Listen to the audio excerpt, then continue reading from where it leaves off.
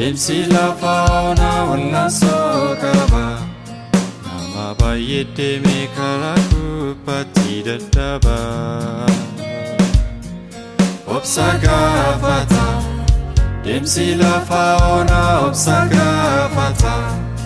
Obsaan qabdu taanaan beekadhu si galaafata. Wallaansoo qabaa.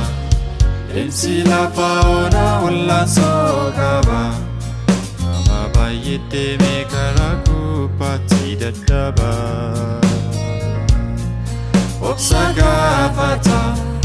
Deemsi lafaa onaa obsa gaafata.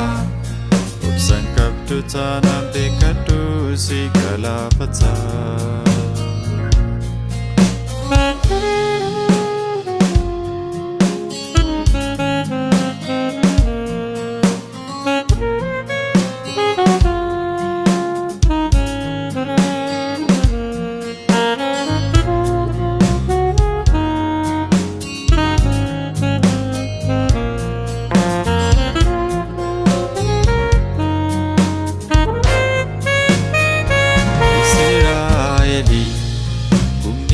Bicha misiri bahe Wakan gammachifne gungumeera karaa bu'ee. Har'as kan jirtu deemsa lafaa onaa deemuu jalqabde. Hin ilaalin maaloo gara booddee kee dadhabde. Wallaansoo qabaa. Deemsi lafaa onaa wallaansoo qabaa. Nama baay'ee deemee karaa gubbaatti dadhabaa. Obsa gaafata. Deemsi lafaa onaa obsa gaafata. Obsaan qabdu taanaan beekadhu si galaafata.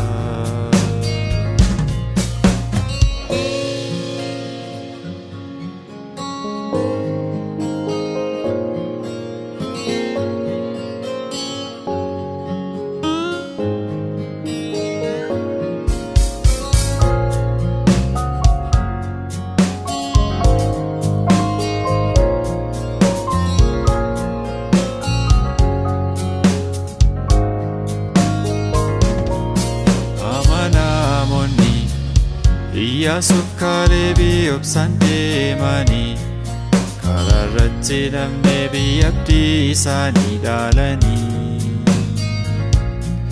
Takkaan ilaalle lola dura isaanii dhaabbatee jiru. Amanannaa isaanii Waaqayyoon godhataniiru. Wallaansoo qabaa. Deemsi lafaa onaa wallaansoo qabaa. Nama baay'ee deemee karaa gubbaatti dadhabaa. Obsa gaafata.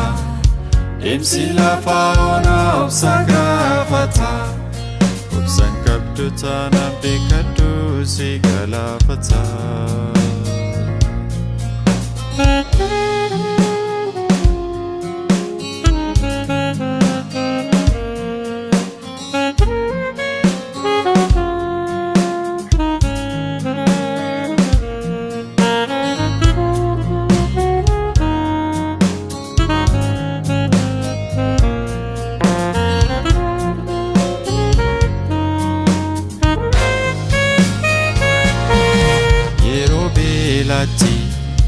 Waaqayyo saba isaa manna nyaachise. Inni bonnee jennaan dhagaa bishaan buqqisiise. Utuu harkanii dinqii guddaa kana dura isaaniitti marii godhatanii deebi'uudhaaf Misiritti. Irra deebi'aa. Seenaan Israa'elii bara keenyaas. Mee kottaan deebinu lamuu biyya Misiritti. Wallaansoo qabaa. Deemsi lafaa onaa wallaansoo qabaa. Nama baay'ee deemee karaa gubbaatti dadhabaa. Obsa gaafata. gaafata Deemsi lafa onaa obsa gaafata Obsaan qabdu taanaan beekadhu si galaafata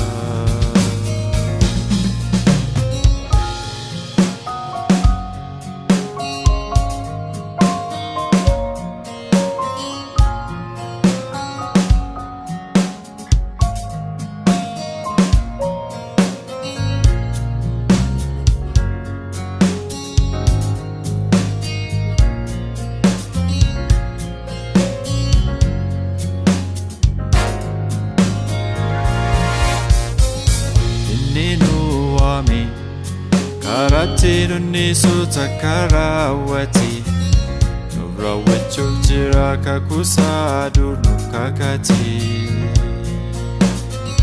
Wallaansoo qabaa Ibsi lafa onaa wallaansoo qabaa Nama baay'ee deemee karaa gubbaatti dadhabaa